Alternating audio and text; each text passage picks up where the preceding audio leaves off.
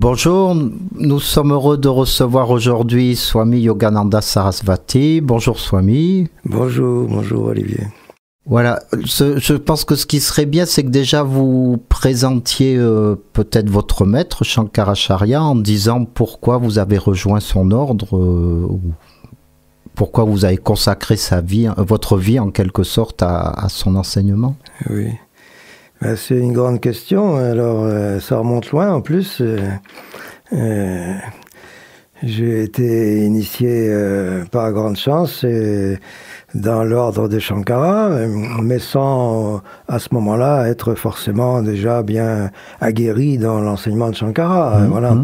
Et puis c'est peu à peu, j'ai compris l'importance des textes commentés par Shankara et des textes fondateurs, quoi, voilà. Et ce qui m'a peu à peu amené à entrer dans le sanskrit et dans le corps même des textes et le cœur des textes, voilà.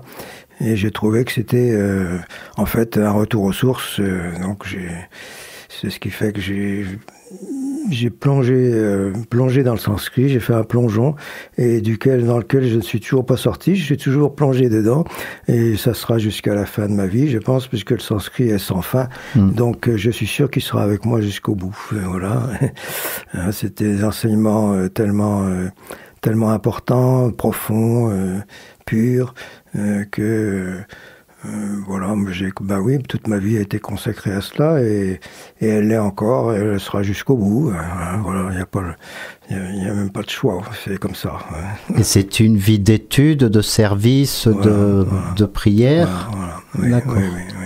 Parce que souvent, on pourrait penser que c'est surtout une vie intellectuelle, vu comment on va dire, les préjugés qu'on pourrait avoir sur Shankaracharya, mais cette étude des textes, elle est un tremplin pour être ouvert au service, à la prière. Oui. D'accord. Mais la connaissance, en même temps, ne peut pas se passer de l'intellect non plus. Voilà. L'intellect, le mental et l'intellect nous accompagnent toute la vie et il faut en faire bon usage et voilà. Et les éduquer et s'en servir. C'est pas... voilà. Et si vous deviez résumer en quelques mots quel est le type de lumière qu'a été Shankaracharya, pourquoi son nom reste encore connu d'aujourd'hui, pourquoi tant de personnes suivent son enseignement?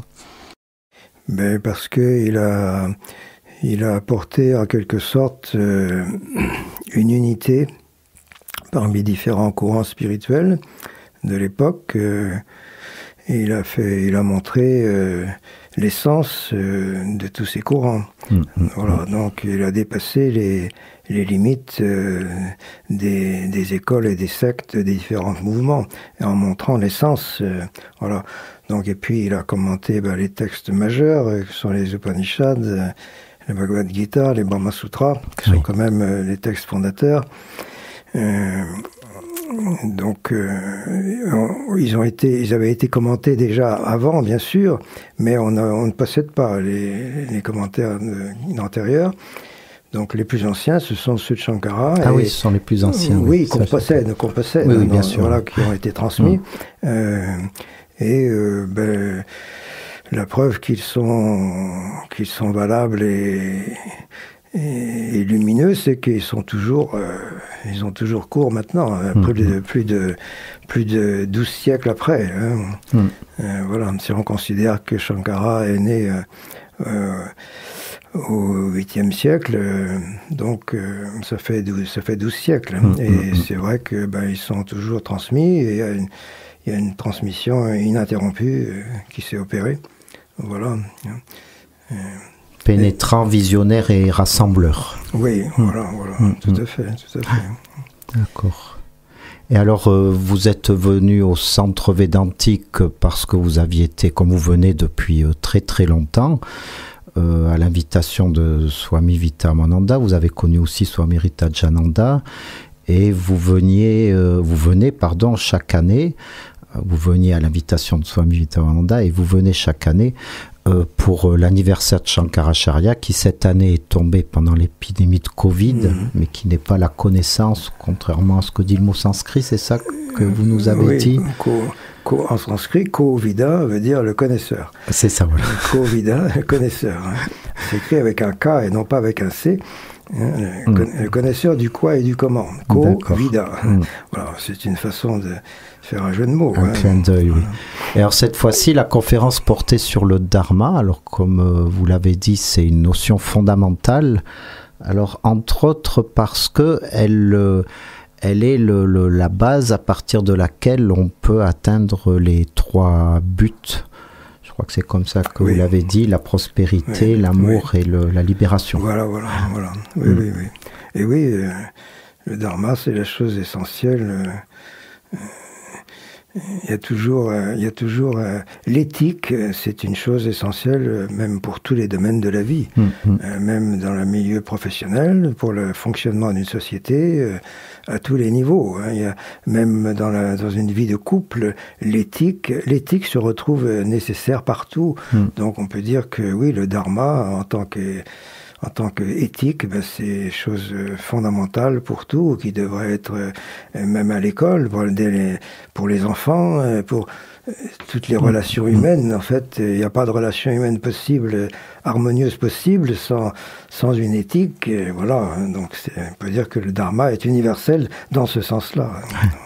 Et c'est une idée alors si je me rappelle bien, on pourrait dire, enfin il y a beaucoup de sens au mot dharma, mais de ce qui convient pour la situation, mais aussi par rapport à l'ordre des choses. Voilà. Oui, c'est un mot qui a comme beaucoup de mots sanscrits, qui est difficile à traduire d'ailleurs, alors parce qu'il peut recouvrir plusieurs significations selon les contextes dans lesquels on parle. Donc, d'une manière générale, on peut dire que le dharma, c'est le bien, mais en fait, c'est l'ordre, la stabilité. Dri, la racine dri, veut dire tenir, soutenir, maintenir. Donc, ce qui est solide, ce qui est une base, quoi. Donc, le dri, ça veut dire ça. Mais évidemment, dans le langage, comme en français aussi, en français, on a des mots qui s'emploient de différents sens, selon les contextes, mais en sanskrit aussi. Donc, ça recouvre le sens de loi, de justice, le bien, l'ordre, voilà, le mérite aussi, voilà, les mérites, voilà. Donc c'est un terme qui est difficile à traduire, et c'est pourquoi dans ce sens je ne le traduis pas vraiment, j'emploie le mot dharma. Et on peut préciser ensuite quand on en parle quel sens, quelle nuance on désire exprimer plus qu'une autre selon le contexte. Voilà. Et alors vous avez fait une remarque intéressante, vous avez dit que dans le fameux mantra de l'irréel conduis-moi au réel, il serait plus juste, alors on va dire par rapport à quel repère, de dire plus simplement du mal conduis-moi vers le bien. Oui, parce que... c'est Shankaracharya lui-même qui dit ça. Voilà, dans son commentaire, il le commande de cette façon-là.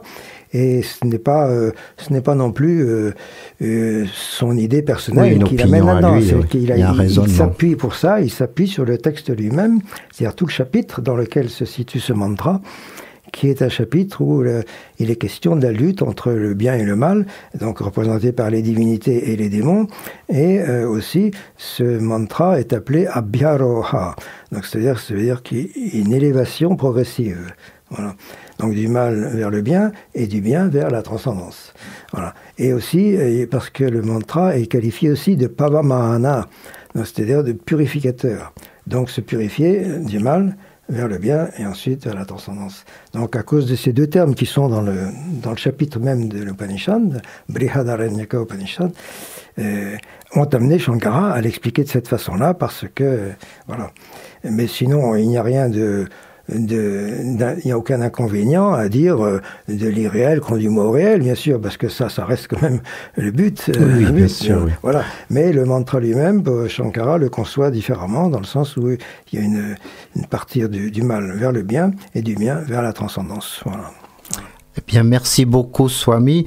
Vous avez un ashram dans le sud de Lyon. Peut-être qu'on peut vous y contacter, vous y retrouver, ou vous préférez rester à distance de... C'est un petit endroit. Ce n'est pas aussi grand qu'ici à Gretz. C'est une chance. Une petite maison de Bourgogne. Avec ça a des avantages aussi. Voilà. Que ce soit pas trop grand. Dans le sud de Lyon. Ça fait 43 ans. Et si on veut vous contacter, on peut vous trouver sur Internet, peut-être? Oui. D'accord. Très bien, merci beaucoup. Merci. Au revoir. Au revoir.